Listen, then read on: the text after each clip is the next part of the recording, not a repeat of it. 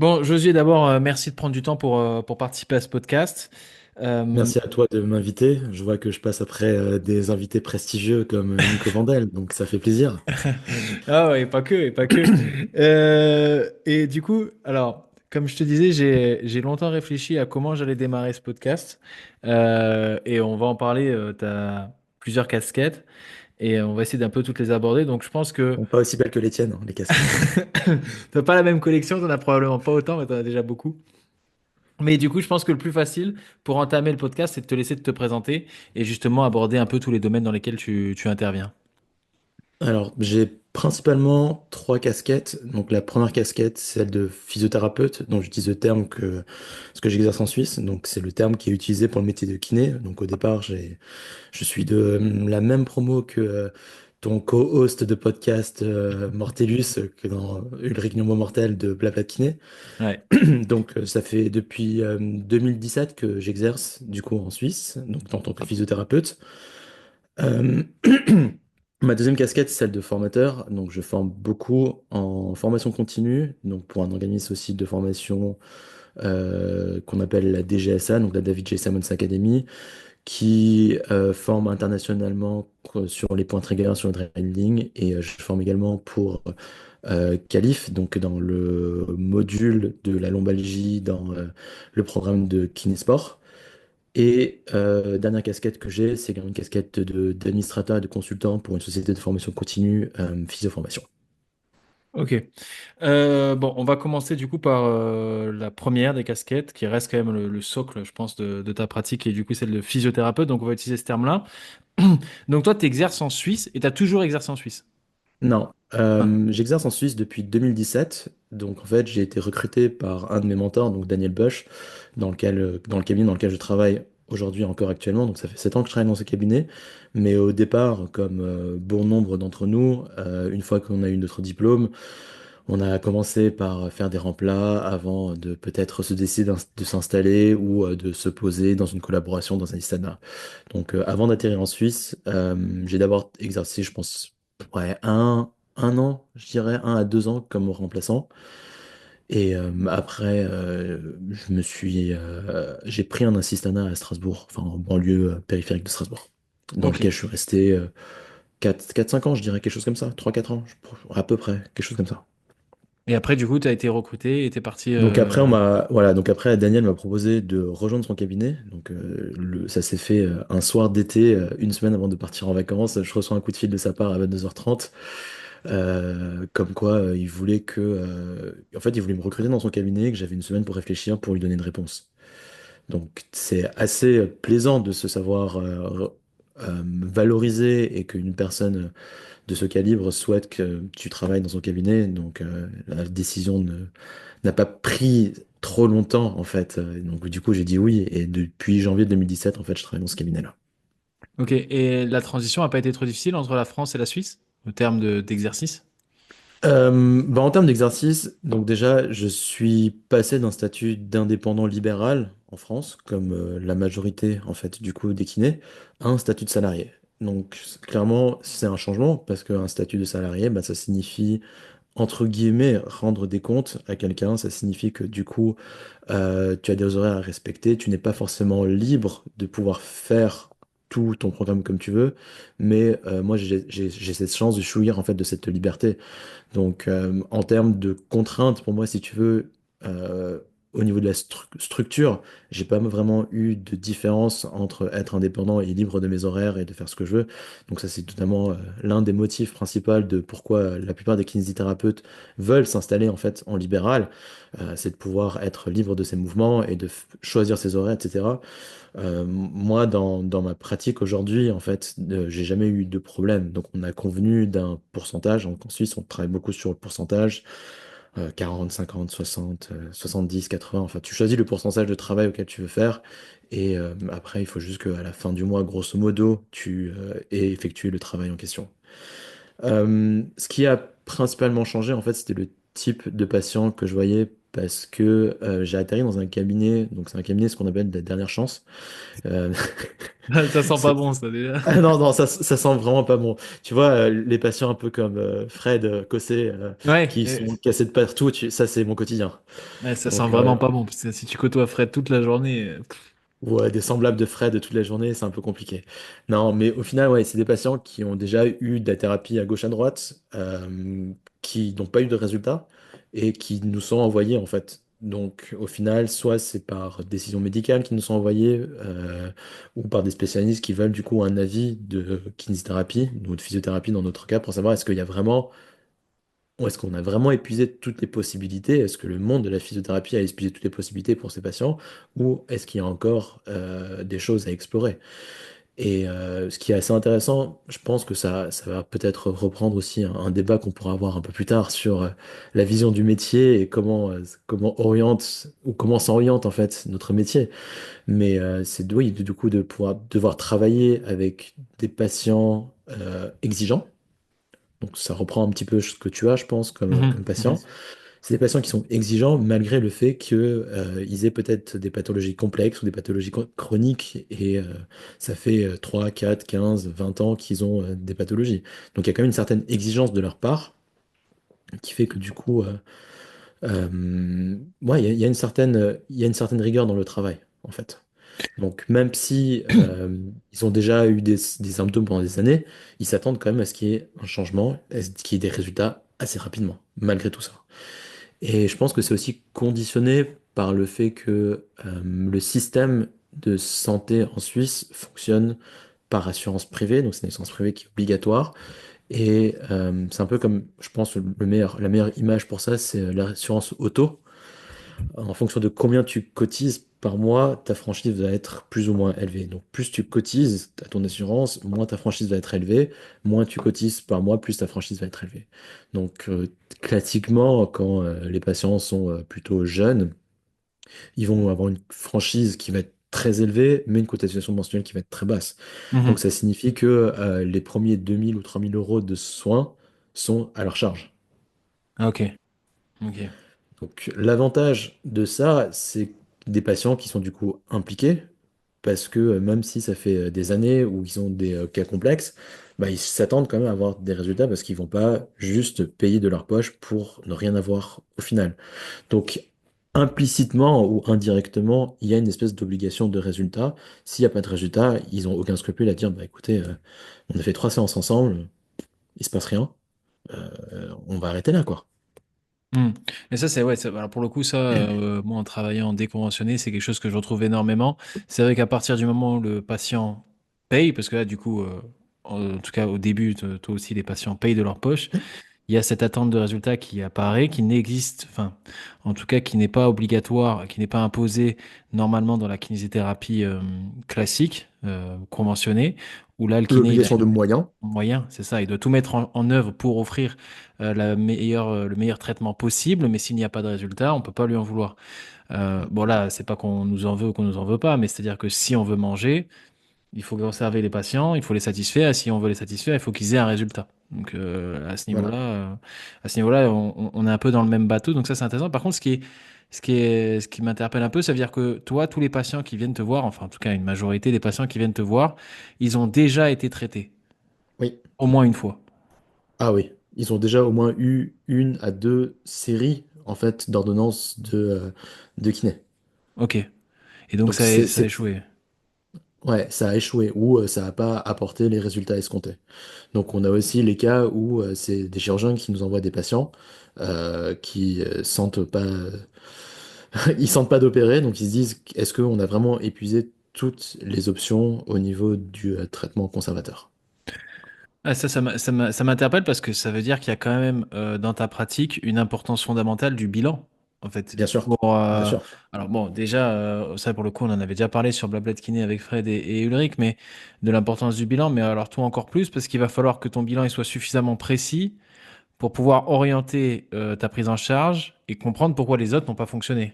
Ça, c'est Oui, quand même pas évident. Enfin, ça, oui. ouais, donc la première séance est assez clé, quoi. Enfin, j'imagine que tu fais le bilan la première, mais.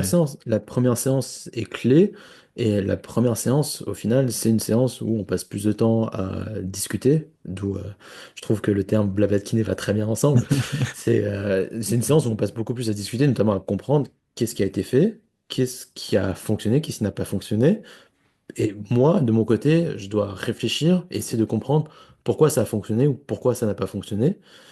Et ce que je remarque, en fait, ou avec du coup l'expérience clinique, si on peut appeler ça comme ça, euh, la difficulté en tant que professionnel de santé est au final de savoir à quel moment je dois utiliser quelle modalité thérapeutique pour quel patient et pour quel type de présentation clinique au final. Parce que on se rend compte qu'on a une palette dans notre boîte à outils.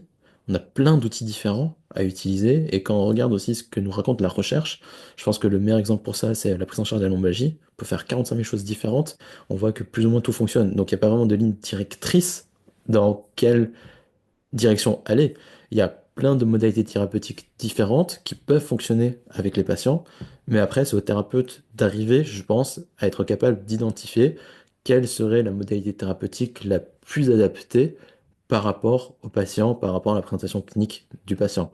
Donc, c'est pas que le patient, c'est aussi lorsqu'il vient te voir au temps T, peut-être que cette chose-là, sur le moment, fonctionne, mais n'a pas ou a été testée il y a 3 mois, il a été testé il y a 6 mois, mais n'a pas fonctionné parce que c'était pas le bon moment, en fait. Donc c'est vraiment Mhm. pour moi, je pense, une question de timing. Je fais pas des miracles, clairement. C'est plus une question d'analyse, ça c'est la première chose. Et la deuxième chose aussi, bah, je me rends compte que, il y en a beaucoup qui veulent faire compliqué, trop Mhm. compliqué, et qui passent à côté de choses évidentes et de choses simples à mettre en place. Mhm. Ouais, mais du coup, ça t'oblige aussi à maîtriser un sacré panel, ou en tout cas pas, enfin, pas forcément maîtriser, mais du moins à connaître un sacré panel de techniques, puisque ça veut dire que quand le patient arrive et te dit, moi j'ai fait, enfin en tout cas avec le kiné que j'ai eu avant, j'ai eu telle méthode de prise en charge, telle technique, tel type de soin, toi dans ta tête, tu dois savoir qu'est-ce que c'est et pourquoi ça a marché ou pourquoi ça n'a pas marché, et qu'est-ce que du coup tu en découles et le raisonnement derrière que tu vas faire pour savoir quelle technique toi tu vas utiliser. Ça demande quand même ouais, un bon paquet de connaissances, quoi, quand même, mine de rien.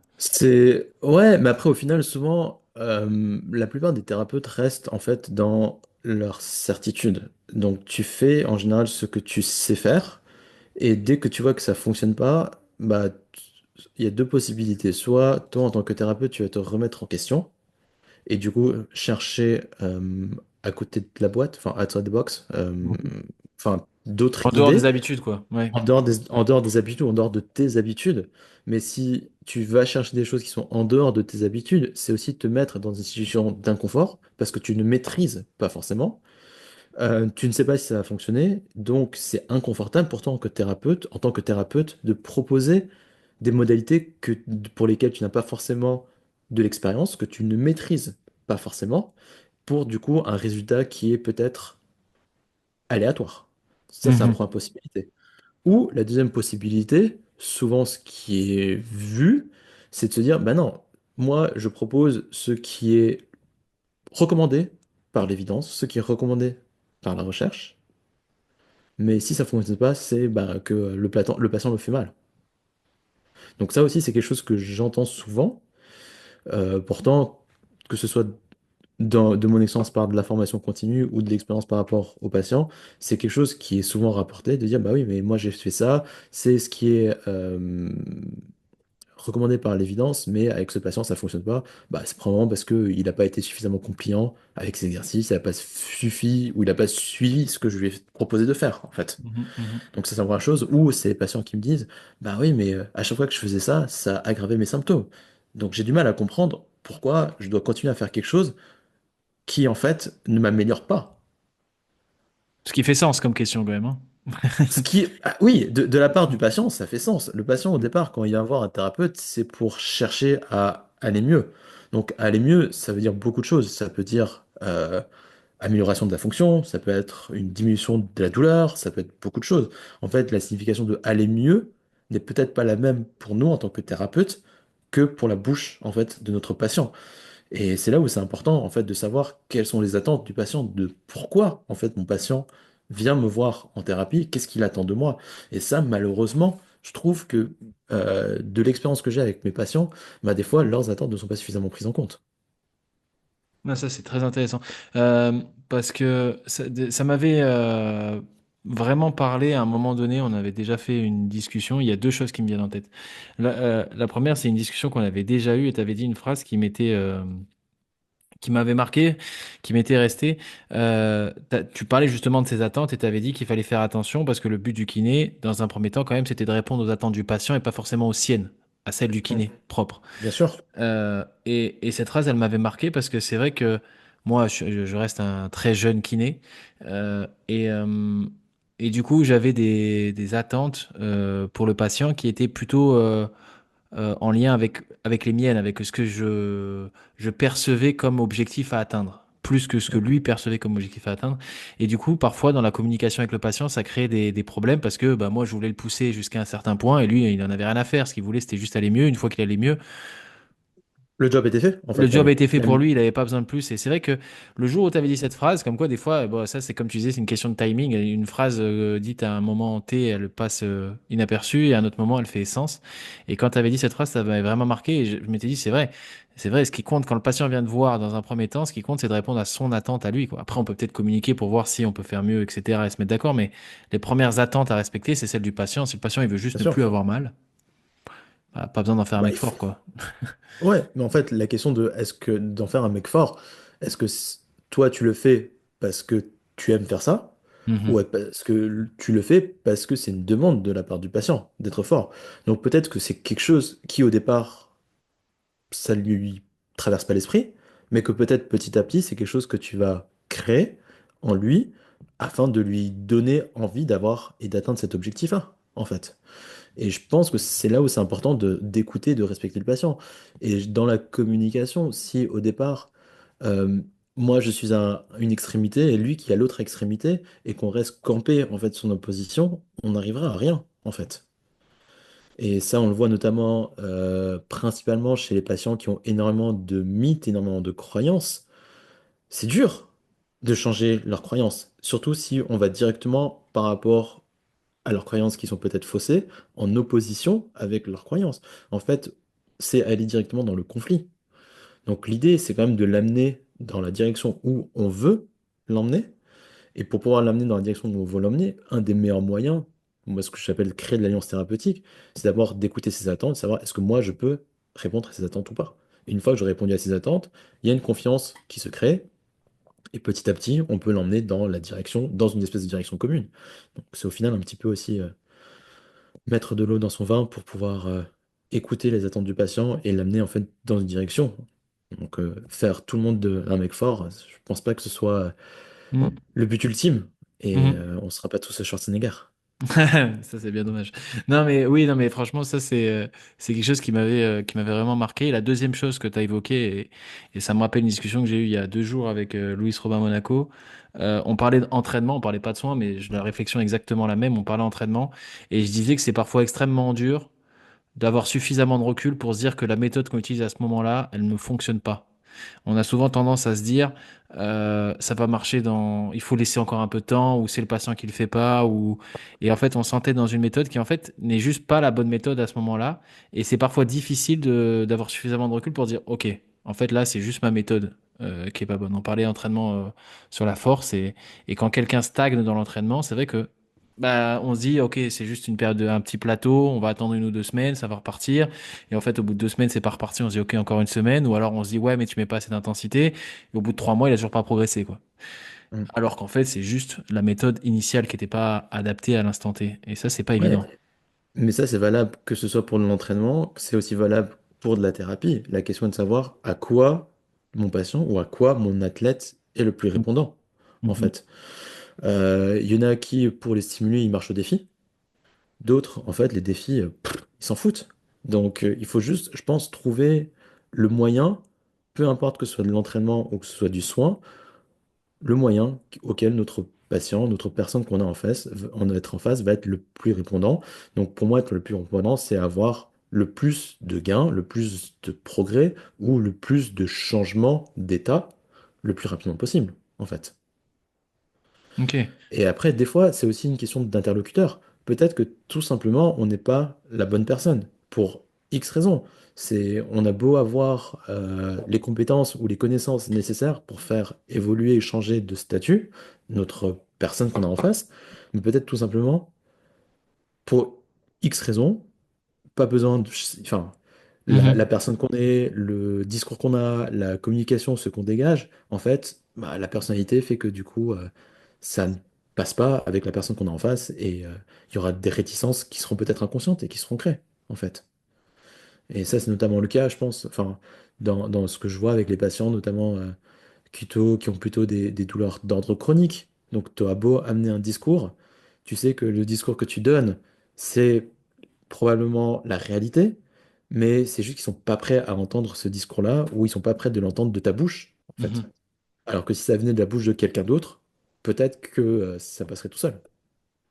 Donc Ouais, je ça pense que c'est. c'est aussi le fait de traiter des humains, il n'y a pas que le côté vraiment, il y a aussi le côté intégration de l'information et la personne qui la donne qu'il faut prendre en compte. C'est des variables qu'il faut prendre en compte, en fait. Mm. Et du coup, toi, globalement, comment tu analyses l'efficacité d'une technique? Parce qu'on y reviendra après, mais on va la prendre comme exemple pour avoir un exemple, quoi. Si on prend le dry needling, combien de séances tu te laisses sans résultat avant de changer de technique? Ouais, Ouais, je pense. Ouais. En ouais, fait, réponds à non, non, ça. non. Ouais, je réponds à ça. Non, déjà, il faut définir ce que c'est. C'est une stimulation mécanique et sensorielle. Ah oui, ça, là, on parle du dry, mais bon, c'était pour prendre une technique, mais sur n'importe quelle Mais technique, combien de temps, ouais, voilà, tu te. ce que tu veux. Enfin, pour moi, je considère que peu importe la technique que tu vas utiliser, tu veux avoir un changement d'état immédiat. D'accord. On est sur de la modulation de symptômes, principalement. Donc, c'est ce qu'on fait le plupart du temps. On module les symptômes de nos patients. Les gains que tu vas avoir en force et en endurance, c'est pas des gains que tu as immédiatement. C'est des gains que tu vas avoir à 4, 5, 6 semaines. Donc, tu peux pas l'évaluer, en fait, tout de suite. Mais sur de la modulation de symptômes, que ce soit de la douleur ou de la fonction, tu dois avoir un changement qui est immédiat. Si tu n'as pas un changement qui est immédiat, bah, ce que tu proposes comme stimulation mécanique n'est pas adapté au patient que tu as en face de toi. Ok. Bon, au moins c'est clair. C'est clair. Donc ça veut dire qu'en gros, le patient ne repart pas d'une séance sans avoir eu une réduction des symptômes. Modulation de symptômes. Ouais, Donc une réduction de modulation. symptômes ou tu peux augmenter les symptômes. Ouais. Parce que dans tous Malheureusement, les cas, ça te laisse une porte d'entrée. voilà. Parce qu'au final, si on augmente les symptômes, qu'est-ce que ça signifie? Bah, ça signifie juste que l'intensité de la stimulation mécanique et sensorielle qu'on a mise était juste trop importante pour le système à prendre en question. Donc, bien sûr qu'on essaye de tendre vers une amélioration de l'état du patient, mais il se peut que parce que j'ai mal évalué mon patient, parce que j'ai mal évalué son irritabilité, parce que j'ai mal évalué sa sensibilité, la stimulation mécanique que je vais lui proposer est beaucoup trop importante par rapport à ce que lui peut tolérer. Mais ça, c'est ma faute, en fait. Mhm, mhm. Donc, on tend à avoir une modification d'état du patient. Donc, l'idée, c'est quand même d'avoir une amélioration chez notre patient. Ok. Non, c'est intéressant ça. Ça veut dire que, oui, même une augmentation du symptôme n'est pas, enfin, c'est une mauvaise nouvelle sur l'instant présent pour le patient Mais, surtout, s'il souffre. ouais, Mais ça reste une bonne nouvelle pour le futur parce que ça veut dire qu'en gros, on a trouvé la porte d'entrée, on l'a juste peut-être poussé un peu trop forte, quoi, exactement. sur le temps, ouais. Ok. Exactement. Et du coup, bon, on a abordé, donc on va creuser un petit peu sur le sujet. Alors en plus, c'est bien parce que moi, je maîtrise pas du tout le sujet, donc au moins ce sera un cours perso. C'est sur le dry needling que du coup, tu formes dessus, tu es formateur dessus. Ouais. Est-ce que du coup, tu peux présenter d'abord la technique et ensuite expliquer un petit peu voilà, globalement dans les grandes lignes, ceux qui en voudront plus, ils suivront la formation, mais plutôt quand l'utiliser, pourquoi l'utiliser, les points positifs, les points négatifs de la technique. Alors, le dry needling, qu'est-ce que c'est? C'est l'utilisation d'aiguilles d'acupuncture jetables et stériles pour de la thérapie. Donc, on parle de dry parce qu'il n'y a pas d'injection en fait de substance. Donc, c'est vraiment l'effet mécanique de l'aiguille qui permet d'avoir un résultat. Donc, le dry needling est principalement utilisé dans le traitement des points triggers. Donc, un point trigger, qu'est-ce que c'est?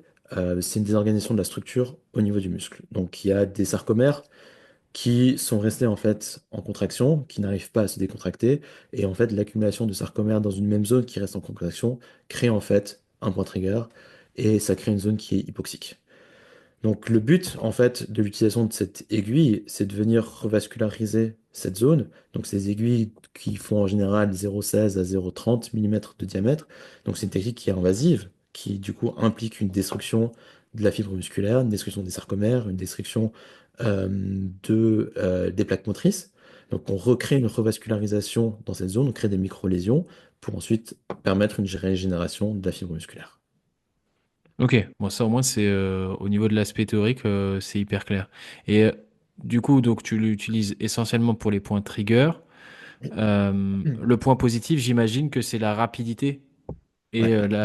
comment dire, pas la facilité, mais Il y a clairement, donc il y a un effet, il y a deux effets. Il y a un effet physiologique qui se passe, clairement, donc tu as une hypervascularisation. Tu vas avoir du coup une modification de l'oxygénation au niveau du tissu, donc c'est plus un tissu qui est ischémique, c'est un tissu qui, du coup, qui redevient en fait entre guillemets normal. Et au final, tu vas recréer un reset au niveau de ton système. Donc ça, c'est la première chose. Donc il se passe quelque chose de manière physiologique. Après, tu vas forcément avoir un effet placebo. Tu as un effet contextuel qui est énorme. Mais pour moi, quand tu as un effet placebo, un effet contextuel, ouais, ça peut être aussi un effet nocebo.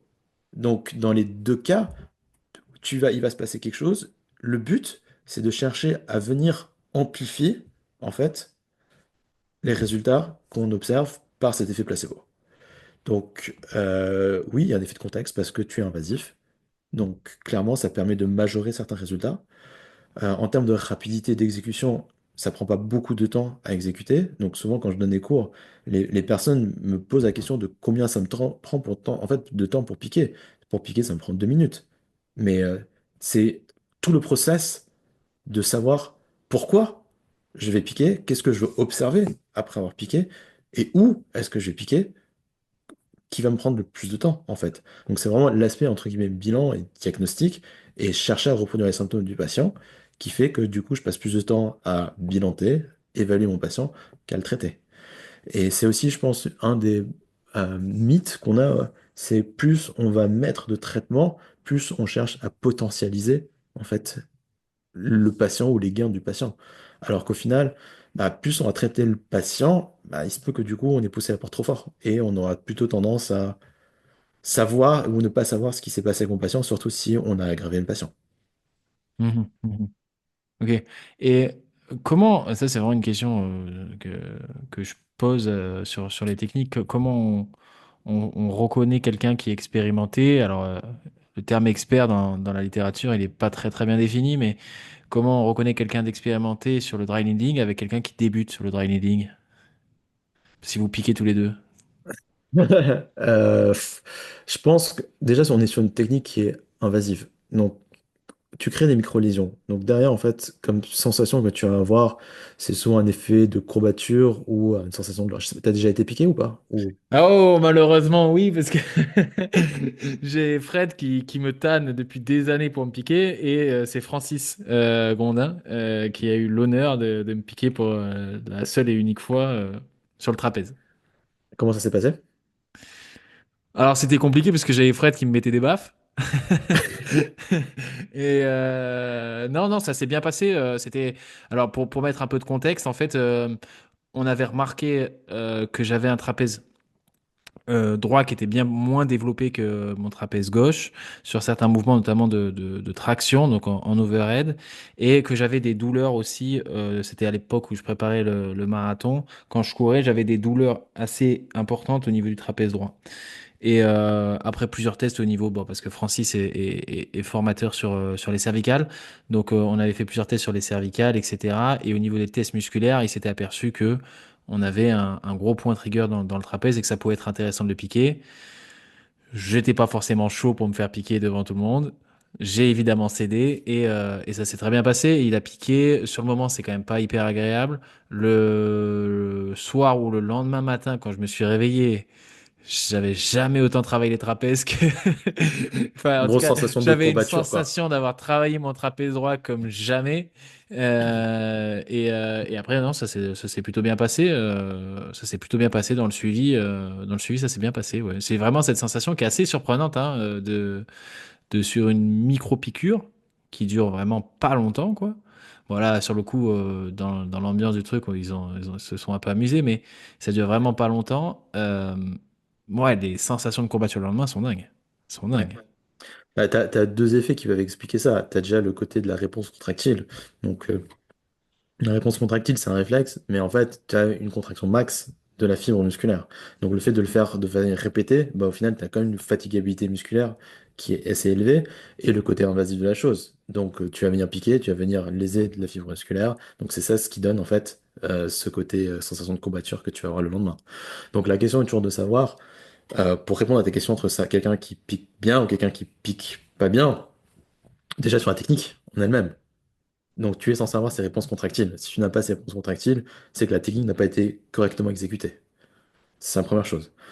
La deuxième chose, ça c'est plus dans l'intégration de l'outil dans ta pratique clinique, c'est le pourquoi en fait. Pourquoi tu vas venir piquer? Qu'est-ce que tu attends avec ton patient derrière? Est-ce que tu t'attends à avoir un changement au niveau de sa mobilité? Est-ce que tu t'attends à avoir un changement au niveau de son activation musculaire? Est-ce que tu t'attends à avoir un changement au niveau de sa fonction? Qu'est-ce qui t'amène à prendre cette décision de venir piquer? C'est pas parce que ça fait mal, que c'est pas parce que c'est tendu qu'il faut que t'ailles piquer, en fait. Mhm, Je veux mhm. dire, faire mal, c'est pas compliqué. Fred, il te met des bas, ça fait mal. Ouais, faire mal, c'est pas compliqué. Faire mal, c'est pas compliqué. C'est toujours, pour moi, c'est surtout le pourquoi, en fait, je vais venir piquer mon patient. C'est pas parce que j'ai l'impression que c'est un peu dense, un peu tendu, que je vais venir mettre une aiguille dedans. En fait, c'est est-ce que ça a du sens de venir piquer mon patient ou pas? Et donc, je pense que c'est vraiment ça, se dire, est-ce que j'ai quelqu'un qui utilise l'outil correctement ou pas? C'est quel est le but, en fait, quel est le but recherché. Et c'est pour ça que je parle toujours, peu importe le stimulus mécanique qu'on va utiliser, que ce soit de la thérapie manuelle, que ce soit du drive, que ce soit des exercices actifs, le but c'est qu'est-ce que je suis censé observer, pourquoi, en fait, je vais utiliser cette modalité thérapeutique plutôt que celle-là, et qu'est-ce que je suis censé observer après. Donc notamment, on parle beaucoup de l'utilisation de l'exercice actif de dosimétrie pour avoir un effet antalgique sur les tendinopathies. Bah, dans ce cas, il faut voir, est-ce que j'ai vraiment un effet antalgique derrière ou pas? Si j'ai pas d'effet antalgique derrière, c'est un effet qui est censé venir après cette simulation mécanique de 30 à 45 secondes. Si j'ai pas cet effet antalgique, c'est qu'au final, c'est pas juste la bonne modalité thérapeutique que j'ai utilisée, en fait. Donc c'est pour ça que pour moi, peu importe le type de modalité thérapeutique qu'on utilise, on devrait toujours observer une modification dans la présentation clinique du patient. Reste à savoir après si c'est une modification qui est durable dans le temps ou pas. Ok, ouais, on revient à cette modulation des symptômes dont tu Mhm. parlais tout à l'heure. Et là, tu as abordé un point, parce que je sais que tu pratiques aussi beaucoup la thérapie manuelle. On en avait parlé, le hands-on, donc plutôt la thérapie active, la thérapie manuelle, et le hands-off, donc plutôt la thérapie active. Aujourd'hui, on est dans une ère où les jeunes kinés, dont je fais partie, enfin en tout cas ma génération, sont plutôt côté très très très très thérapie active avec beaucoup beaucoup beaucoup beaucoup moins de thérapie manuelle. De mon point de vue, je pense que c'est parce que on n'est pas assez bon sur la thérapie manuelle. Et ensuite, je pense que pour la pratique conventionnée, ça prend peut-être trop de temps avec le patient pour être mis en place. C'est quoi toi ton point de vue sur la thérapie manuelle? Bah déjà, pour moi, il n'y a pas de débat entre hands-on versus hands-off. C'est les deux. Ok. C'est les deux, en fait. Et ça revient toujours à quelle modalité thérapeutique je dois utiliser versus la présentation clinique de mon patient et est-ce que c'est la bonne modalité thérapeutique que j'utilise ou pas. Euh, je prends un exemple. Je considère le patient comme un bateau. Comme Le un? bateau, comme un Bateau. bateau. Ouais. Le bateau, tu le mets sur l'eau, il va se passer quelque chose. Il va avancer de manière naturelle. Il va se faire porter par le courant. Donc ça, si tu veux, c'est un peu la guérison naturelle de la Hmm. maladie ou de la pathologie. Bah, il se peut que des fois, le bateau, il n'avance pas assez vite. Donc tu dois le stimuler. Tu dois le faire travailler pour que ce bateau avance. Donc ça, c'est plutôt peut-être la partie exercice. Des fois, ce bateau, il avance trop vite. Ou il va dans la mauvaise direction. ou des fois le bateau il prend l'eau parce qu'il est dans une tempête. Et donc c'est plutôt l'utilisation de thérapies un peu passives qui vont te permettre de rediriger le bateau dans la bonne direction, ou de calmer le feu qu'il a sur le bateau, ou de dire bah non, attention, ça c'est pas bon, on doit aller dans une autre direction. Donc c'est vraiment pour moi le côté combinaison des deux, ou qui vont faire que oui ou non, enfin, ouais, c'est vraiment le côté combinaison des deux qui permet d'avoir une bonne approche par rapport à ton patient. Déjà, c'est la première chose. Donc, il n'y a pas de débat sur Mhm. hands-on versus hands-off. Donc, il y a notamment une des critiques qui sont données sur les thérapies avec les mains qui rendent dépendant le patient. Mais en fait, c'est pas rendre dépendant le patient, c'est le discours qu'on donne. Est-ce que quand tu as un patient qui vient te voir et qui dit bah je dois venir vous voir 3 fois par semaine pour faire mes exercices parce que j'ai besoin en fait que vous soyez là pour contrôler que je fasse mes exercices correctement. Est-ce que c'est pas non plus créer une dépendance? Bien sûr. Alors qu'au final, tu fais de la propose de la thérapie active à ton patient, mais tu restes quand même à côté pour observer qu'il le fasse correctement. Donc c'est pas autonomiser le patient au final. Bien Mais sûr. tu te donnes bonne conscience en disant bah, je fais de la thérapie active à mon patient. Donc moi, c'est déjà, là, c'est un problème de discours sur est-ce que c'est de faire de la thérapie active ou faire de la thérapie passive. Non, le but, c'est de venir autonomiser le patient et de le rendre moins dépendant de nous en tant que thérapeute. La deuxième tendance que moi, que j'observe aujourd'hui, c'est que de plus en plus de kinés veulent faire le travail de prépa physique. Oula. Et je sais qu'on rentre dans un débat dans lequel, Oula, je l'avais pas prévu celui-là. dans lequel bah, je pense tout simplement que c'est deux métiers différents, que très peu de personnes peuvent combiner les deux. Mais quand tu fais de la prépa physique, on parle de préparation physique, on parle pas de soins. Et tu peux pas appliquer des... ou tu peux pas faire de la prépa physique à un patient qui va présenter des symptomatologies, en fait. Parce qu'il n'est pas encore arrivé au niveau où il peut faire des mouvements physiologiques sans symptômes. Bien sûr. Donc là, pour moi, en fait, ça pose problème, notamment quand il y a des préceptes de préparation physique qu'on peut appliquer en kinésithérapie, donc notamment dans la programmation d'exercices, notamment dans la remise en charge d'exercices. Mais derrière, il ne faut pas faire de la prépa physique à tout le monde, en fait. Et je trouve que c'est la tendance dans laquelle on est en train de tomber actuellement, avec de vouloir faire à tout prix de la thérapie active, se dire que parce que je fais de la thérapie active, j'ai bonne conscience et je fais ce qui se fait de mieux au niveau des évidences. Alors oui, les exercices sont bien, parce que c'est ce qui va te faire progresser sur du long terme, mais que lorsque tu combines des exercices avec notamment des thérapies hands-on, tes résultats sont meilleurs. Mhm. Alors pourquoi se priver en fait de ça?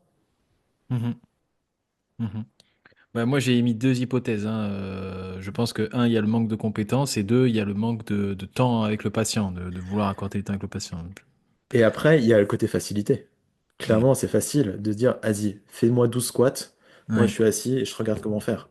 Donc en termes d'implication en tant que thérapeute, il y a un peu aussi un côté, je trouve, recherche de facilité. De dire, bah oui, de toute façon, je dois rendre mon patient plus fort. Est-ce que je dois rendre tous mes patients plus forts aujourd'hui?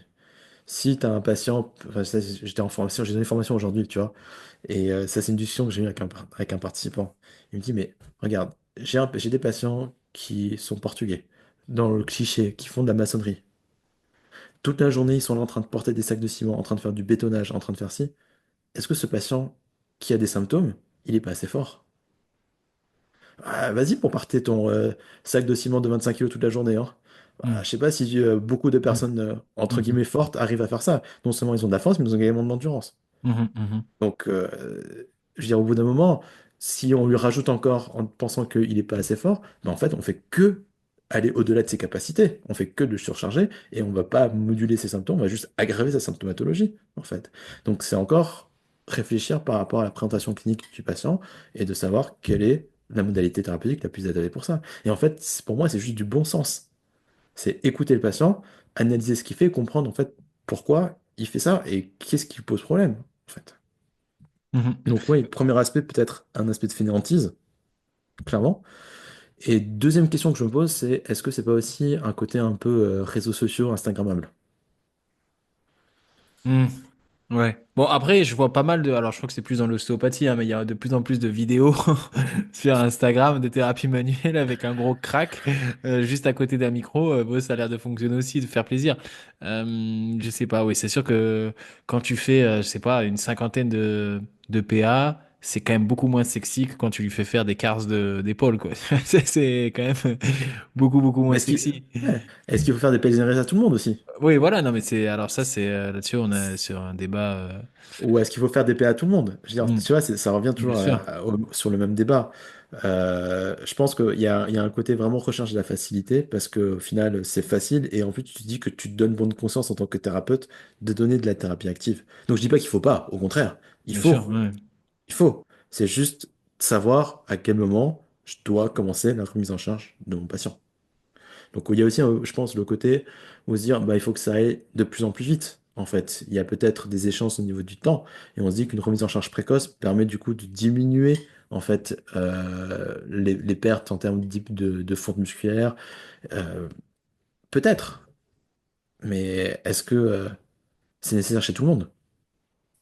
C'est ça la bonne question, c'est ça, c'est qu'à un moment donné, je pense qu'il faut se recentrer sur le fait que le patient est une personne à part entière, un système dynamique complexe, unique, Mhm. et donc qui ne peut pas être traité comme le voisin, quoi. Donc Bien sûr, ce qui marche avec l'un a quand même peu de chances de marcher avec l'autre, et même si c'est quelque chose qui a marché avec 10 personnes, il n'y a aucune raison que qu'on soit sûr de réussir sur la 11e. Ça, c'est un truc qui est frustrant mais qui en même temps fait un peu, enfin moi je trouve la beauté de ce métier, c'est-à-dire que bien sûr. continuellement on est obligé de se remettre en question, de réfléchir, de dire ok, pourquoi ça marche Traiter pas, A qu'est-ce n'est que je... pas la même chose de traiter B, n'est pas la même chose de traiter C, en fait. Et Ouais, même si tu vas avoir des patients qui auront exactement la même présentation clinique, ils vont pas du tout être répondants aux mêmes choses, pour X ou Y raison. Et c'est ça qui fait que c'est un métier où on s'ennuie jamais. ouais, non, Normalement. mais ça là-dessus je suis complètement d'accord. Et tu soulignais là le fait que tu venais de faire une formation ce week-end. Pourquoi? Pourquoi tu t'es lancé dans l'aventure de la formation continue? Alors, avant de faire de la formation continue, j'ai également fait de la formation en IFMK. Donc, Ouais. pendant, je pense, je sais pas, 7 ans, 8 ans, j'étais formateur vacataire à l'IFMK à Strasbourg. Donc, j'avais fait, je pense, je dirais une vingtaine d'heures par année, ou une T'as trentaine reçu d'heures, je sais Fred en plus. promo ou pas? J'ai reçu Fred, je pense que je l'ai eu la dernière année, Ah ou ouais. la dernière année, je pense. Excellent. Mais au départ, Fred était impatient, hein. Ah oui? Ouais. Ah, pas étonnant. Il est resté malheureusement. Ça fait Donc, 20 ans qu'il est patient. est-ce que c'est un échec thérapeutique de ma part? C'est jamais la même articulation, donc ça passe. T'es pardonné. Non. Alors, qu'est-ce qui m'a amené dans la formation? Donc, pour la petite histoire, je crois que c'était ma dernière année de kiné en tant qu'étudiant. Déjà, je me posais beaucoup la question de la finalité de ce métier, en fait. J'aimais pas bah, j'ai écouté ton podcast où tu fais ton monologue Ouais. pendant 1 heure et demie. Il y a des choses dans lesquelles je me suis retrouvé, donc notamment le pourquoi, en fait. Et tu vois, déjà, ne serait-ce que dans les jurys d'examen de pratique, tu es jugé sur comment tu effectues, mais pas pour la pertinence du choix. Mhm. Je sais pas si tu vois ce que je veux dire. Absolument, Tu, 100%. tu es jugé parce que t'as pas mis le pied comme ça, ou parce que t'as pas mis la main ici, et tout ça. Oui, je suis d'accord, il y a un certain degré de précision à avoir, mais il y a aussi de l'adaptation, en fait. Et c'est un métier, je pense, où on est en perpétuelle adaptation. Donc, si tu veux, l'enseignement que j'ai reçu ne m'a pas du tout plu et ne m'a pas du tout convaincu. Et une de mes volontés principales d'aller faire de la formation, c'est de pouvoir transmettre autre chose que ce que j'ai reçu. Donc en fait, c'est plutôt ça qui m'a animé au départ pour me lancer là-dedans. Donc j'ai eu la chance de commencer par former en IFMK et ouais, c'était super intéressant. Donc essayer de leur ramener un peu plus de pertinence clinique. Donc moi au départ, je suis un clinicien. Donc venir de la réalité des choses, expliquer le pourquoi, essayer de leur faire comprendre aussi euh, et ouais, essayer d'allumer une petite flamme ou essayer d'amener une petite lumière pour donner de la passion et pas se dire, bah, quand tu es étudiant, pourquoi tu apprends? Bah, en général, tu apprends pour passer tes examens, pour avoir de bonnes notes à tes examens, Ouais, en pour avoir fait. 10 quoi. 10 ou... Ça dépend ce que tu vises, quoi. 10 ou 15 ou 20. Voilà, mais en fait, tu veux passer tes partiels. Et Mhm. des fois, tu te dis, mais en fait, à quoi ça me sert plus tard? Mhm. Quand tu vas faire tes stages dans certains cabinets où tu vois qu'au final, ce que tu apprends à l'école ne te sert strictement à rien. Parce que certaines pratiques de cabinet sont aussi scandaleuses. Oui, oui, alors ça, après, on va pas revenir là-dessus, je veux Mais pas de problème avec, j'en ai eu non, suffisamment. mais en fait, si tu veux, ce qui m'a amené là-dedans, la première chose, c'était en fait de pouvoir expliquer qu'il n'y avait pas de protocole, que rien Mhm. n'était défini, qu'il n'y avait pas de Mhm. certitude, et qu'au final, chaque patient est différent et il fallait réfléchir, en fait. Donc, il fallait quand même avoir une base de testing pour pouvoir poser un bon bilan, pour pouvoir poser une bonne hypothèse. Et je crois que c'était ça, un de mes premiers cours que j'ai donné. C'était un cours sur du raisonnement clinique. Donc, du coup, on expliquait un petit peu, notamment, l'histoire de la thérapie manuelle orthopédique. Donc, c'est maintenant, on parle plus de thérapie manuelle, prise en charge musculo-squelettique. Mais c'est vraiment le côté où, ben, tu as un bilan, tu as des hypothèses. Quelles sont les hypothèses? Qu'est-ce que tu vas venir tester? Et qu'est-ce que tu cherches à affirmer ou à infirmer pour du coup en fait avoir une orientation dans ton traitement. Donc ça c'est un petit peu les premiers TD, TP que j'ai donnés. Donc c'était plutôt des TP et TD réflexifs et pour pouvoir faire réfléchir en fait les étudiants. Mais le problème c'est que quand tu fais réfléchir les étudiants, ah c'est difficile parce que mais il faut apprendre quoi pour l'examen? Oui, c'est ça. Et qu'est-ce qu'on va avoir à l'Eval? Voilà. Hmm. Mais après, donc je pense ouais, ça c'était mes premières expériences et après il y a eu la réforme.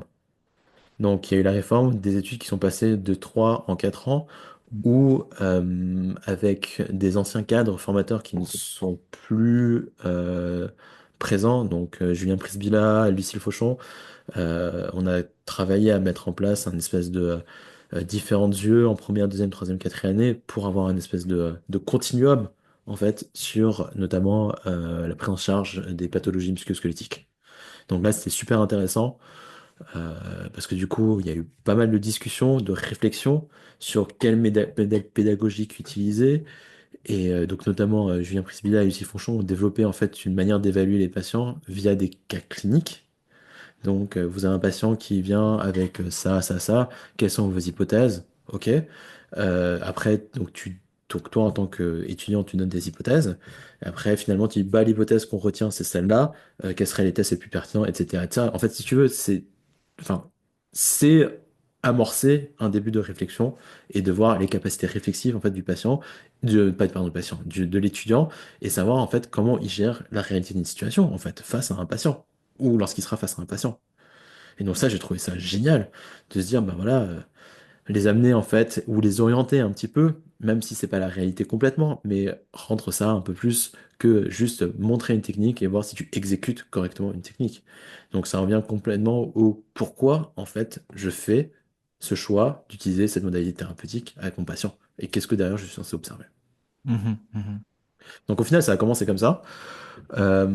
Après ça, qu'est-ce qu'il y a eu? Ben, en parallèle de ça, euh, j'ai suivi un cursus en thérapie manuelle orthopédique, donc le même que Ulrich.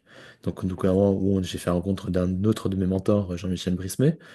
Et en tant que personne humaine et en tant que personne humble, j'ai dit, waouh, c'est un modèle, en fait. Donc c'est une personne qui a un impact factor, je ne sais pas combien, qui est éditeur en chef d'un journal, qui a je ne sais pas combien de publications et qui passe son temps avec toi à chercher à te perfectionner, alors qu'il a 7 heures de décalage horaire dans la tronche, qu'il a enseigné toute la journée, mais en Mhm. fait, il a une passion de l'enseignement, une passion de la transmission, qui m'a aussi dit, ah bah ouais, si je pouvais restituer et rendre un petit peu ce que j'ai reçu et le faire à mon échelle, enfin, c'est aussi ce qui m'a poussé à, à me lancer dans la formation, quoi. Ok, ok, ça c'est bien ça. Ouais. Parce que je crois que Loïc, en plus, il en parlait aussi de ce gars-là comme quoi il l'avait marqué. Et, et tu disais que, bon, non seulement tu es devenu formateur, mais tu es également administrateur consultant, Hmm. administrateur slash consultant, chez Physioformation Ouais, Réunion. Il faut pas ouais. que je me trompe. Enfin, Physioformation Réunion.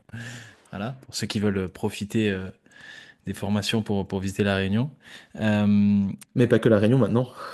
mais pas que la Réunion. Oui, alors ça, c'est hyper bien parce que du coup, maintenant, ça se développe. Donc, vous proposez les formations du coup en métropole, Mhm. Suisse, Oui. Réunion et Réunion. j'oubliais, c'est tout. Non, c'est tout. Donc Pour l'instant. métropole, donc en fait, donc c'est un organisme de formation qui est basé à La Réunion, qui a pour but de développer en fait la recherche en kinésithérapie. Donc il y a un côté un petit peu philanthropique en fait dans cette entreprise C'est beau. qui subventionne et qui engage en fait des personnes pour faire un doctorat. Donc Francis Grondin a été le premier étudiant salarié embauché par Physiformation Formation, qu'il a soutenu son doctorat l'année dernière sur les cervicalgies. Et la deuxième personne qui bénéficie en fait de ce dispositif, c'est Manon d'Auvergne, qui fait un doctorat sur le cycle menstruel, dont Dont, l'impact du cycle menstruel. dont l'article a été publié, si je dis pas de bêtises. Dont un article a été publié, ouais, ouais, je sais plus ce que c'est exact, un édito, un article qui a été publié Non, c'est un article, je crois, il y a deux c'est un semaines. article, ouais, dans le BJSM. Ouais, ouais, ça c'est quand même, Donc, qui est aussi c'est un la très classe. très gros, ouais, c'est aussi un très très gros, une très grosse Mm. revue scientifique avec un très gros impact factor. Ouais, ouais.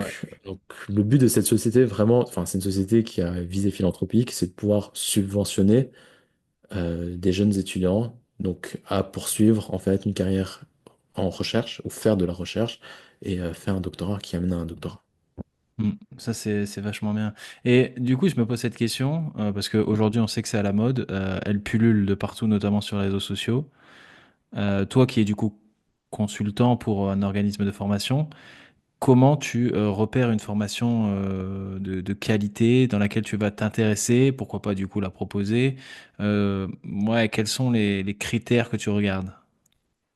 Euh, alors, idéalement pour moi, le portrait robot idéal, c'est quelqu'un qui fait de la recherche, quelqu'un qui enseigne et quelqu'un qui est clinicien.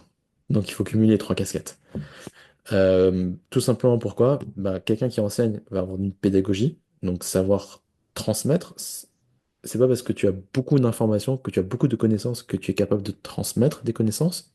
Vaut mieux quelqu'un qui a peu de connaissances, mais qui a une qualité de transmission en formation, je trouve, beaucoup plus importante que quelqu'un qui a énormément de connaissances, mais qui sait pas pouvoir les partager, et en fait ça part dans tous les sens, et en fait tu t'arraches les cheveux, quoi. Donc pour moi, idéalement, c'est quelqu'un qui fait de la recherche, donc qui est à la source, qui produit, qui voit des patients, parce qu'il y a une réalité clinique derrière. Malheureusement, ou heureusement, le public principal, ça reste quand même des cliniciens, pour du coup avoir cette plus-value clinique, et quelqu'un qui fait de l'enseignement. Donc ça, c'est déjà la première chose. La deuxième chose qu'on voit aussi maintenant de plus en plus, c'est des formations qui pullulent sur Internet, des e-learning, des formations. Donc malheureusement, de plus en plus, je trouve, euh, il y a ce côté où j'ai fait trois formations et je me dis expert d'un domaine. Mm. L'expertise, comme tu l'as déjà Mm. décrit, c'est un grand sujet. Qu'est-ce que Mm. c'est de l'expertise au final? Mm. Bah, si tu prends déjà le nombre d'années d'expérience, quelqu'un qui voit 50 patients a moins d'expérience que quelqu'un qui en voit 150. C'est normal, c'est naturel. Je parle même pas de résultats, je parle juste sur le Bien nombre. sûr. Mm. Donc, la personne que tu es quand tu as vu 50 patients n'est pas du tout la même personne que tu es quand tu en as vu 150, parce que tu as appris de tes erreurs. Donc, malheureusement, il y a un facteur temps, je trouve, dans l'expertise. Donc, quelqu'un qui vient d'avoir son diplôme et qui se lance dans la formation, ah, c'est compliqué, je trouve, personnellement. Deuxième chose, bah, en général, je vais essayer, en fait. Je vais tester. Ouais. Ouais, ça reste, c'est probablement la meilleure façon de savoir. Ouais. Je vais tester, voir, faire la formation, qu'est-ce que j'en pense, est-ce que ça convient, est-ce que ça convient pas, et voir ce qu'on peut changer ou apporter. Donc il y a des profils qui sont intéressants, euh, mais le contenu pas forcément qu'il faut un petit peu, un peu polir pour que ce soit mieux. Comme il y a il y a des formateurs qui sont très très bons communicants, mais au final, il n'y a pas grand-chose dans l'information. Donc au final, je pense que le meilleur moyen, c'est de venir tester, c'est de venir essayer et de voir comment on choisit une bonne formation. De manière générale, je pense que la plupart des gens ne seront jamais, c'est horrible ce que je vais dire, hein, mais la plupart du temps, de manière générale, la plupart des personnes qui participent à une formation ne sont jamais déçues d'une formation. Parce que quand tu vas dans une formation, en tant que formateur, tu es censé avoir un niveau de connaissance supérieur par rapport à ton public. Donc à partir du moment où tu as un niveau de connaissance supérieur et que tu apportes ce niveau de connaissance, ben, tes participants vont avoir un minimum de satisfaction sur ce qu'on leur a apporté. Donc, tu auras quand même une satisfaction en termes pour les participants. Et tu vois, une des choses qu'on m'a apprises, c'est quand tu regardes les retours, c'est pas regarder les retours positifs. Parce que Mhm. les retours positifs, à part booster ton ego et te flatter, au final, ça t'apporte pas grand-chose. Ce qui est intéressant, c'est les retours négatifs, en fait. Et c'est ce que tu aurais pu faire de mieux. Donc, ouais, c'est pour ça que c'est dur si tu n'as pas assisté à une formation de savoir est-ce que c'est une formation de bonne ou de mauvaise qualité. Ok, ok. Ouais, bon après ça fait sens, hein. C'est un peu comme les critiques gastronomiques, quand ils peuvent pas juger de la qualité du restaurant sans y avoir goûté. Donc ça fait sens d'y participer. Euh, mais est-ce que il t'est déjà arrivé de faire une formation, de la trouver moyenne et de réussir à la transformer en une très bonne formation après discussion, échange avec le formateur, où il y a des fois c'est des causes perdues? Euh, non, oui, en fait, il y a toujours de quoi améliorer dans une formation. Donc, Continuellement? continuellement, de manière générale, en fait. Tu vois, c'est ce qu'on appelle aussi l'auto-évaluation, c'est de se faire évaluer par des pairs qui te permettent, en fait, d'améliorer ça. Tu vois, typiquement, Fred partage souvent ses supports de cours pour savoir qu'est-ce que vous en pensez de ça, qu'est-ce que machin, qu'est-ce que je peux faire de différent. Je l'ai aussi fait avec Francis Grondin, donc j'ai déjà assisté à sa formation Cervicagi, je sais pas, deux, trois fois, en fait. Et entre ce qu'il a donné il y a 2 ans, ce qu'il a donné aujourd'hui, ce qu'il donnera dans 6 mois, ça n'a rien à voir. En fait, c'est toujours quelque chose en perpétuelle évolution. Au final, je pense que la qualité aussi du formateur, c'est être capable de s'adapter par rapport au public. Donc, une des formations qui m'a aussi beaucoup marqué là-dessus, c'est Manuel Concept. Donc c'était donné par des Australiens, Toby Hall et Kim Robinson. Et c'est une formation où que tu sois débutant ou que tu sois déjà avancé dans une pratique, les formateurs sont d'une telle qualité et d'une telle compétence qu'ils sont capables en fait de transmettre un message complexe, un message simple pour les personnes qui sont novices, ou apporter de la subtilité et apporter en fait du bagage à quelqu'un qui a déjà certaines connaissances. Donc pour moi, en fait, c'est ça qui te fait de toi un bon formateur ou qui fait de toi une bonne formation que tu proposes. Donc c'est être capable de t'adapter à ton public et pour pouvoir en donner à tout le monde. Donc ne pas que s'adresser à une même catégorie en fait de personnes. Mhm. Intéressant ça, que ça aille du débutant enfin, à l'expérimenté, Ouais, c'est que tout le monde y trouve quand son compte. que tout le monde soit capable d'y trouver son compte. Il y a des personnes qui vont aller dans une formation qui vont dire ah ouais, ah, il y a trop d'informations, ouais, c'est très dense et tout ça. Bah, ça veut dire quoi? Bah, ça veut dire que potentiellement, moi, en tant que formateur, le discours que je donne n'est pas adapté par rapport à eux. Mhm. Donc, du coup, j'ai perds une partie de mon public. Mhm. Idem, si je suis dans une formation et que je donne que des basiques, et que du coup, des gens qui ont un minimum de connaissances, bah, ils ont l'impression d'avoir perdu leur temps, quoi. Bien sûr. Ça, c'est frustrant aussi pour eux parce que quand tu viens en formation, tu investis du temps, tu investis de l'argent parce que tu payes ta formation. Si c'est en semaine, bah, tu perds encore plus d'argent parce que tu ne vois pas de patient. Donc, il faut quand même que tu aies une certaine satisfaction. Donc, c'est être capable de répondre aux attentes en fait, de tout le monde.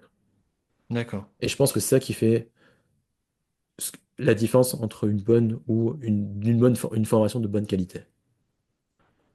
Ok. Non, mais ça fait sens. En tout cas, ça, ouais, en tout cas, ça résonne dans ma réflexion sur le choix des formations, parce que c'est toujours pareil, quand il y a une offre aussi importante, c'est pas forcément évident de choisir. Et, et du coup, tu vois quoi, toi, comme perspective d'avenir pour les formations? Tu les vois évoluer comment? Parce que là, c'est vrai qu'aujourd'hui, alors moi, j'ai tendance à penser, enfin, du moins, j'espère en vrai, que cette bulle un peu spéculative d'Instagram va exploser un jour ou l'autre, et que ça va permettre de faire un petit ménage. Je Mais pense comment qu'elle est tu le déjà en vois? train d'exploser, hein. Je pense qu'elle Ouais. est déjà en train d'exploser parce que c'est comme les suivis distanciels. ça a explosé. Tout le monde propose un suivi distanciel. Mais quand il y a tellement, en fait, d'options et de choix, en fait, tu disparais parce que c'est complètement dilué dans la masse. Pour la formation, ça va être la même chose. Aujourd'hui, il y a de plus en plus des organismes de formation qui poussent comme des petits champignons, qui proposent un, deux, trois formations. Euh, Faire de la formation, c'est pas si simple que ça. Donc, je pense qu'il y a quand même une espèce de mythe où on a l'impression que c'est simple, mais en fait, c'est pas si simple que ça. Que ce soit d'un point de vue administratif, que ce soit d'un point de vue organisationnel, ou que ce soit proposé en tant que formateur une formation de bonne qualité. Donc, ce qui va faire, je pense, le ménage un petit peu, c'est le bouche à oreille. Donc, c'est vraiment l'effet boule de neige. Tu as fait cette formation, ah, c'était comment? Ah, c'est ça. Ah, c'est un peu moins bien que ça. Ok, bah, je vais plutôt aller là-dedans, quoi. Mhm. Et malheureusement, de plus en plus, donc il y a des personnes qui font une, deux formations, trois formations, qui font un mix de tout ça et disent, bah voilà, je présente mon concept ou je présente ma vision des choses. Je, je pense qu'il faut qu'on reste humble dans le fait que on n'invente pas grand-chose, en fait. Faut rendre aux chercheurs ce qu'ils ont trouvé, il faut rendre aux personnes qui ont posé les bases de la kinésithérapie, qui ont posé les bases de la préparation physique, et de plus en plus, ce qu'ils sont en train de faire, on est juste en train de repartir sur des bases. Donc il y a des choses qui sont créées parce que c'est sexy, parce que c'est Instagrammable, Mhm. mais au final, Mhm. quelle est la plus-value apportée, à part le côté clinquant et flashy? Bah, pas grand-chose. Donc petit à petit, je pense que c'est en train de faire le ménage. Donc tu regardes un petit peu si, je pense, le CV du formateur ou quel est son bagage. Et, et en fait, les copycats, bah, les gens qui ont fait une de formation, bah, je pense qu'au bout d'un moment, les gens se rendent compte que l'original restera toujours Meilleur. meilleur, quoi. Mhm. Parce que ce que tu vas proposer, qui est copié, mais en fait, l'original aura déjà avancé, aura déjà évolué et aura déjà optimisé. Donc, je pense que petit à petit, malheureusement, ceux qui sont présents, qui proposent la formation de qualité, continueront. Et Mhm. ceux qui essaient de se lancer là-dedans, ben, c'est difficile en fait de s'installer, de faire sa propre réputation parce que il y a de plus en plus de choses, quoi. Ok. Ouais, je pense que je pense je partage assez ton point de vue. Et du coup, je vais poser la dernière question de ce podcast pour le clôturer. Bon, comme toi, je sais que tu les écoutes, du coup, tu la connais. Je sais pas si tu y as déjà pensé. Si, si, j'y ai pensé. J'ai eu plusieurs approches et plusieurs réponses à ça. Ah, d'accord. Donc, du coup, je vais la poser quand même. C'est la question que je pose, du coup, à tous les invités. C'est, imaginons que on te donne les pleins pouvoirs, que tu sois devenu dictateur en France. Qu'est-ce que tu mettrais en place? Donc, on serait obligé de t'obéir et tu as un budget illimité pour améliorer la santé des gens. Que les gens arrêtent de se plaindre. Non, mais Alors, j'ai vu un en- sketch. Attention, parce que j'ai vu un sketch de Roman Frécinet où il disait qu'en gros, arrêter de se plaindre pour un Français, c'est impossible. C'est l'âme du pays. non, c'est arrêter en fait en fait, c'est de changer, je pense, l'éducation, de Ouais. changer le rapport à la vie. Donc, en fait, je trouve que notamment les dernières générations, enfin, ça fait très très vieux con Vieux qui con. parle, mais notamment, enfin, je vois aussi chez les participants que j'ai en formation. En fait, c'est ce côté où très rapidement, quand j'arrive pas, je laisse tomber. Il n'y a plus cette notion d'apprentissage. Il n'y a plus cette notion d'investissement. Donc, de prendre le temps d'apprendre pour petit à petit acquérir des compétences. Et en fait, très rapidement, je pense que c'est aussi dû à un phénomène de société, que tout arrive très vite, par un clic. Donc, petit à petit, remettre un peu plus enfin, ouais, je pense que c'est vraiment le côté récompense. Donc, tu dois travailler pour obtenir une récompense. Si tu regardes non, à l'école, tu ne dois pas donner de mauvaises notes. On note plus les gens, on donne des appréciations. Mhm. Mhm. Mhm. Donc, Concept. c'est un concept, mais c'est comme l'éducation positive. Concept. Moi, je passe Concept. là-dessus. Je passe. Mais, Joker. c'est vraiment, en fait, bah, quand c'est mal, il faut le dire, c'est nul. Mm. Qu'est-ce que tu peux faire pour faire mieux? quand c'est bien, il faut le dire. Donc il faut valoriser ce qui est bien. Il faut dire qu'est-ce qu'il faut changer. Et il faut arrêter de, euh, de se leurrer, en fait, et de faire croire des choses fausses. Donc moi, si tu me donnais les pleins pouvoirs, bah, je ferais en sorte que on dise la vérité et qu'on arrête, on rétablisse la vérité et qu'on arrête de faire des illusions, en fait, aux gens. Mhm, mhm, mhm. Pour éviter Ouais, de rendre des gens enfin, pour éviter que les gens deviennent de plus en plus se plaignent pour un oui ou pour un non et en fait que ils laissent tomber, ils abandonnent facilement, quoi. Mhm. Non, mais moi je pense que c'est vrai parce que aujourd'hui la notion de vérité elle s'est un petit peu a été un petit peu ébranlée parce que il faut plus vexer, il faut. En fait, le problème c'est on a presque opposé maintenant la notion de vérité à la notion de bienveillance. C'est Mathieu Blanchard qui Oui. disait ça pour faire un coucou à La Réunion, là, le récent vainqueur de la Diagonale des Fous. Il disait que en France, il était parti s'entraîner aux États-Unis parce qu'en France, il y avait un excès de bienveillance. C'est-à-dire que même quand il ratait un entraînement, on trouvait un moyen de lui dire que Ah, c'était mais bien. c'est pas grave, mais Ouais, t'as une mauvaise journée. exactement. Alors que t'as raté l'entraînement, t'as raté l'entraînement. Enfin, c'est pas un Ouais, drame, mais il faut savoir c'est pas un aussi drame. regarder en face et dire j'ai Bien raté ma sûr. course, j'ai raté mon entraînement. Et il expliquait qu'en France, il y avait un excès de bienveillance et que c'était un frein pour sa progression. C'est pour ça qu'il était parti s'entraîner. Oui, Et, parce que le problème, en fait, l'excès de bienveillance fait que il faut être bienveillant avec les gens, mais être bienveillant, c'est aussi savoir dire quand c'est bien et quand c'est mal, surtout, ou qu'est-ce que tu peux Mm, faire de mieux. Et c'est pas parce que on ne pointe, c'est pas parce qu'on pointe tes défauts que ce n'est pas dans un souci de bienveillance pour te faire progresser, en mm, fait. mm. Donc arriver, ouais, on aime bien les extrêmes, en fait, hein. Oui, c'est toujours pareil. C'est toujours Oui. pareil, on aime bien les extrêmes. Donc, non, je pense que remettre un petit peu de vérité ou de franc-parler permettrait de nouveau de faire avancer les choses, quoi. Moi, j'aime bien. J'aime bien, je partage assez cette opinion. Alors, c'est pas forcément évident aujourd'hui, mais je partage tout ça. Bon, ben, je crois qu'on a réussi à faire le tour d'à peu près toutes les casquettes. Ça a fait un podcast hyper riche, c'était hyper intéressant. Euh, je te remercie d'avoir accordé du temps. Je te remercie de m'avoir invité sur ce podcast. Et ben de rien. Et écoute, pourquoi pas en refaire un peu plus approfondi sur le drive Ouais, ou sur la formation. C'était vraiment ouais. deux sujets intéressants. Tu sais Donc, que c'est le premier podcast que je fais de toute ma vie, hein. c'est vrai? Ah, Ouais, finesse. J'ai l'honneur d'être le premier hôte. tu as l'honneur Génial. d'être le premier vote. Tout Putain, à fait. je suis très heureux de ça. Allez, bah merci en tout cas. Merci à toi.